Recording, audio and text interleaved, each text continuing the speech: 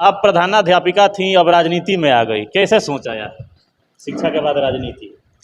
मैं प्रधानाध्यापिका कम थी, मैं समाज सेविका ज़्यादा थी। काफ़ी आरोप प्रत्यारोप आप पे भी लगे हैं, लेकिन आपने राजनीति से अपने आप को दूर रखा लंबे समय तक, क्योंकि ये जो चेहरा है, ये जो नाम है, कभी 1990 और 2000 के दशक में चर्चाओं में आया था, लेकिन उस समय से लेकर अभी तक आपने राजनीति में नहीं आया। लेकिन एक बाई का राजनीति में आने का शुरू में मैंने कभी भी राजनीति को पसंद नहीं किया। राजनीति के प्रति मेरा बहुत ही गलत ओपिनियन था। मैं ये मानती थी कि राजनीति में जो लोग आ रहे हैं, तो लगता था कि शायद मैडम राजनीति में आ जाएंगी, तो हमें अलग अलग तरीके से लोगों ने फंसाने का काफ़ी काम किया। कभी किसी मुकदमा में फंसा देने का काम, कभी किसी आरोप लगाकर फंसा देने का काम। इस तरह से लगातार मैं विवाद के घेरों में रही। राजनीति अच्छा इसलिए लग रहा है क्योंकि राजनीति के जो सूत्रधार हैं, जो नए पार्टी के जन्मदाता के रूप में उभर करके आए हैं, प्रशांत किशोर, वह प्रशांत किशोर के अभी तक का जो कैरेक्टर आज गांव के उन सड़कों पर, उन छोटे छोटे रास्तों पर दौड़ रहा है, उन झुग्गी झुपड़ियों में पहुंच रहा है, आज लोगों को देख रहा है, लोगों से बात कर रहा है, आज लोगों के दर्द को समझ रहा है, तो निश्चित रूप से वह व्यक्ति कभी भी गलत कुछ काम नहीं कर सकता है। क्या लगता है कि अगर जनसुराज आपको चुनाव में उतारता है गोरिया कोठी से, तैयार हैं लड़ने के लिए? जब मेरे पर मुकदमा हुआ, जब हमारी गिरफ्तारी के लिए 7 थाना को यहाँ बुलाया गया था, तो करीब 250 इस बसंतपुर क्षेत्र के लोग थे जो हमारे दरवाजे पर करीब रात भर बैठे रहे। नमस्कार, फिर से आपका एक बार बहुत बहुत स्वागत है। बिहार में विधानसभा चुनाव की सरगर्मियां तेज हो चुकी है। उसी को लेकर अभी सिवान जिले के अंतर्गत आने वाला गोरिया कोठी विधानसभा सीट पे अभी हम मौजूद हैं। आपने नाम सुना होगा जनसुराज, जो इस बार ऐलान कर चुके हैं कि 243 विधानसभा सीटों पे अपना उम्मीदवार उतारेंगे और आने वाले 2 अक्टूबर के दिन जनसुराज जो अभियान था वो बहुत जल्द वो किसी पार्टी के नाम में तब्दील होने वाला है। तो आइए इस एरिया की जो एक प्रभावशाली नेता है जनसुराज के, उर्मिला सिंह, जो किसी परिचय के मोहताज नहीं है, पूर्व में प्रधानाध्यापिका भी रह चुकी हैं और काफ़ी लंबे समय से समाज सेवा में एक्टिव भी रहती हैं, और इस एरिया के सभी लोग जानते भी हैं क्योंकि इनका जो इतिहास रहा है वो संघर्षों से भरा रहा है, जनता की आवाज़ उठाने के लिए या जनता के हक दिलाने के लिए। तो ये बात करते हैं गोरिया कोठी विधानसभा सीट को लेकर मैडम से। मैडम, सबसे पहले आपका बहुत बहुत स्वागत है। आपका भी काफ़ी स्वागत है, बहुत बहुत धन्यवाद आपके चैनल को। मैडम, आप प्रधानाध्यापिका थीं, अब राजनीति में आ गई, कैसे सोचा यार शिक्षा के बाद राजनीति? मैं प्रधानाध्यापिका कम थी, मैं समाज सेविका ज़्यादा थी।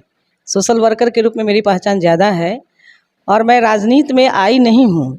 राजनीति में मुझे लोग लाने की कोशिश कर रहे हैं। अभी भी जनता का दबाव है, प्रशांत किशोर जी की तरफ से भी इशारा है, और इस वजह से चूँकि प्रशांत किशोर जी की चरित्र को देखकर, उनकी आवाज़ को देखकर, उनकी सोच को देखकर मैंने ये महसूस किया कि ऐसे व्यक्ति के साथ अगर हम आते हैं तो हम जो राजनीति के बारे में सोच रहे थे वो राजनीति उससे एक अलग राजनीति होगा। जो देश गुलाम था और देश की आज़ादी के लिए जो लड़ाई लड़ी गई थी, शायद वह एक बार फिर से लड़ाई की शुरुआत हो रही है। अच्छा मैडम, हम आपको रोकना चाहेंगे। बात कर उर्मिला सिंह को लेकर, तो इस एरिया में काफ़ी चर्चित चेहरा है, काफ़ी आरोप प्रत्यारोप आप पे भी लगे हैं, लेकिन आपने राजनीति से अपने आप को दूर रखा लंबे समय तक, क्योंकि ये जो चेहरा है, ये जो नाम है, कभी 1990 और 2000 के दशक में चर्चाओं में आया था, लेकिन उस समय से लेकर अभी तक आपने राजनीति में नहीं आया। लेकिन एक बाई का राजनीति में आने का उद्देश्य क्या है? देखिए, शुरू में मैंने कभी भी राजनीति को पसंद नहीं किया। राजनीति के प्रति मेरा बहुत ही गलत ओपिनियन था। मैं ये मानती थी कि राजनीति में जो लोग आ रहे हैं, वह जिस चीज़ के लिए राजनेता की बात होती है वह काम तो कोई करता नहीं था, और जिस देश की विकास, जिस राज्य की, जिस जनता के विकास की बात बड़ी बड़ी सपने दिखा करके लोग वोट तो ले लेते थे, लेकिन न तो सामने आने वाले का वह चरित्र ही नज़र आ पाता था, न बात करने वाले की वह बात समझ में आती थी, और न ही उनका ये वादा समझ में आता था कि वे बोल क्या रहे हैं और कर क्या रहे हैं। तो मुझे लगता था कि शायद झूठ बोलना ही राजनीति की पहली सीढ़ी होता है, और हम लोगों ने कभी भी अपने जीवन में इसको सीखा नहीं। एक समाज सेविका के रूप में, एक शिक्षिका के रूप में रहने के कारण हम लोगों ने ये किया। चूँकि एक आध्यात्मिक संस्था से भी मैं जुड़ती हूँ, तो मुझे लगा कि नहीं, सत्य को तो कोई परास्त नहीं कर सकता है और झूठ की बात बोलकर हम राजनीति नहीं कर सकते हैं। तो इसीलिए मुझे लगा कि हम जैसे लोगों के लिए राजनीति नहीं है। फिर इसका कारण हुआ क्योंकि जो यहाँ के लीडर हुआ करते थे या और भी जो एक्टिव लोग, उनको लगता था कि शायद मैडम राजनीति में आ जाएंगी, तो हमें अलग अलग तरीके से लोगों ने फंसाने का काफ़ी काम किया। कभी किसी मुकदमा में फंसा देने का काम, कभी किसी आरोप लगाकर फंसा देने का काम। इस तरह से लगातार मैं विवाद के घेरों में रही, और काम ये था कि अब कोई मर्डर हो गया, अब उसका एफआईआर नहीं हो रहा है। मैंने पूछ दिया कि क्यों एफआईआर नहीं हो रहा है। किसी महिला को मार पीट करके घर से निकाला जा रहा है। अब मैंने ये पूछ दिया कि भाई क्यों उसको घर से मार पीट कर निकाला जा रहा है। हमने उस महिला को वहाँ से बचा करके अगर मैं ले करके आई तो इसके लिए अपहरण के लिए क्या, तो मैंने अपहरण कर लिया। तो ये तरह तरह की चीज़ें लोगों ने मेरे साथ करते रहे और इसलिए मुझे लगा कि नहीं, मुझे राजनीतिक क्षेत्र में नहीं जाना चाहिए। अब राजनीति अच्छा क्यों लग रहा है? राजनीति अच्छा इसलिए लग रहा है क्योंकि राजनीति के जो सूत्रधार हैं, जो नए पार्टी के जन्मदाता के रूप में उभर करके आए हैं प्रशांत किशोर, वह प्रशांत किशोर के अभी तक का जो कैरेक्टर है या अभी तक का जो उनका काम है, उनके ऊपर किसी तरह का ऐसा आरोप हमने नहीं सुना जिनके पर ये आरोप लगा हो कि वह झूठा वादा करते हो या झूठी प्रशंसा के पात्र हो या उल्टे सीधे काम करते हो। एक बुद्धिजीवी व्यक्ति है, एक पढ़े लिखे इंसान है और वे पूरे देश और विदेश की राजनीति की समझ रखते हैं। उन्होंने अभी तक कई लोगों को राजनीति में मदद भी किया, पार्टी में मदद किया। तो मुझे लगा कि अगर वैसा व्यक्ति जो आज गांव के उन सड़कों पर, उन छोटे छोटे रास्तों पर दौड़ रहा है, उन झुग्गी झुपड़ियों में पहुंच रहा है, आज लोगों को देख रहा है, लोगों से बात कर रहा है, आज लोगों के दर्द को समझ रहा है, तो निश्चित रूप से वह व्यक्ति कभी भी गलत कुछ काम नहीं कर सकता है या गलत बात नहीं कर सकता है। तो उस व्यक्ति की इस सोच को देख करके, उनकी मेहनत को देख करके ऐसा लगा कि अगर हम जैसे लोग राजनीति में नहीं आते हैं, हम जैसे लोग प्रशांत किशोर के हाथ को मजबूत नहीं करते हैं, तो शायद हम अपने राज्य के लिए नाइंसाफी का काम करेंगे। अच्छा मैडम, बात किया जाए तो नीतीश कुमार हो चाहे राजद हो, ये सभी लोगों ने महिला वोट को साधने का भरपूर कोशिश किए हैं, लेकिन प्रशांत किशोर ने ऐलान किए हैं कि हर लोकसभा क्षेत्र से एक महिला विधायक बनेगी, यानी करीब 40 महिलाओं को हम विधानसभा में पहुंचाने का हम निर्णय लिए हैं।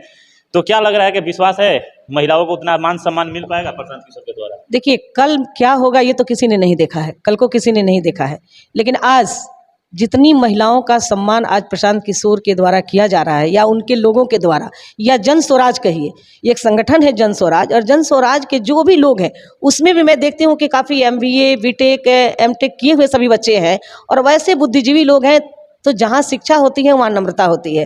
तो आज भी महिलाओं का सम्मान हो रहा है और उन्होंने जो एक संकल्प लिया है कि हम 40 महिलाओं को लाएंगे, तो ये कोई गलत संकल्प नहीं लिए हैं और मुझे पूरा भरोसा है, क्योंकि अभी आपने देखा होगा कि अभी कमेटी बन रही है, डिस्ट्रिक्ट स्तर की कमेटी बन रही है, अभी संविधान कमेटी बना जन स्वराज की। तो जन स्वराज की जो संविधान की कमेटी बनी है, आपने उसमें देखा कि उन्होंने महिलाओं को कितना जगह दिया। मैं भी जन स्वराज की संविधान कमेटी के एक मेंबर हूँ। 121 लोगों को जो सदस्य बनाया गया, उसमें कई IAS रिटायर्ड अफसर हैं, उसमें कई प्रोफेसर हैं, ज़्यादातर एडवोकेट हैं, डॉक्टर हैं, प्रोफेसर हैं, टीचर हैं। तो ऐसे ऐसे लोगों को लेकर के जब इसकी संविधान की कमेटी बन रही है, तो जाहिर सी बात है कि जब वो संविधान का जो लॉ बनेगा, जब उसकी पॉलिसी बनेगी, नियम बनेंगे, तो स्वाभाविक है कि जो पढ़े लिखे लोगों के द्वारा बनेंगे तो एक अच्छा ही बनेंगे। अच्छा मैडम, बात किया है महिला को लेकर, तो सिवान में 2 लोकसभा सीटें हैं, तो यानी 2 महिला यहाँ से विधायक बन सकती है प्रशांत किशोर के अनुसार अगर देखा जाए तो। और उसमें बात किया जाए तो उर्मिला सिंह एक बड़ा चेहरा है, काफ़ी संघर्षशील महिला भी रही हैं, आपकी जो छवि है इस एरिया में काफ़ी प्रभावशाली रहा है। क्या लगता है कि अगर जन स्वराज आपको चुनाव में उतारता है गोरिया कोठी से, तैयार हैं लड़ने के लिए? नहीं, ये तो मैंने वादा किया है कि अगर हमें जन स्वराज पार्टी के रूप में जिस दिन उभर जाएगी और प्रशांत किशोर जी हमें एक उम्मीदवार के रूप में जब घोषित करेंगे, तो मैं निश्चित रूप से चुनाव लड़ूंगी। ये मैं पहले मन नहीं बनाई थी, लेकिन आज मैं पूर्ण रूप से तैयार हूँ और ख़ास करके इसलिए तैयार हूँ कि जो इस क्षेत्र में जन स्वराज का प्रभाव बढ़ रहा है और जो जन स्वराज से जुड़े हुए जो लोग हैं, वे लोगों को कहीं ना कहीं से पता चल रहा है कि जहाँ मैडम चाके हमारे DP जो मेरा लगा हुआ है उसमें जन स्वराज के साथ DP लगा हुआ है। तो उसके बाद से कई लोगों का मेरे पास फ़ोन आया, लोगों मिलने का भी लोगों ने काम किया और बड़ी खुशी के साथ लोग आज यह बात कर रहे हैं कि अगर आप आएंगी तो हमारे लिए कोई जाति नहीं रहेगा, मैडम आप आएंगी तो हमारे लिए कोई पार्टी नहीं होगा। तो जब इस तरह का प्यार जनता का मिल रहा है और जनता जब इस तरह की बात कर रही है, और अभी तक जो मैंने काम किया है इस 30-35 वर्षों में, तो मैंने कहीं भी नहीं देखा कि हमारे साथ कभी जाति आड़े आई हो या कोई धर्म आड़े आया हो। जब मेरे पर मुकदमा हुआ, जब हमारी गिरफ्तारी के लिए 7 थाना को यहाँ बुलाया गया था, तो करीब 250 इस बसंतपुर क्षेत्र के लोग थे जो हमारे दरवाजे पर करीब रात भर बैठे रहे और उन लोगों का ये कहना था कि हम सारे लोगों को मारने के बाद ही पुलिस आपके तक पहुंच पाएगी, मैडम आप घर में रहिए निश्चिंत से।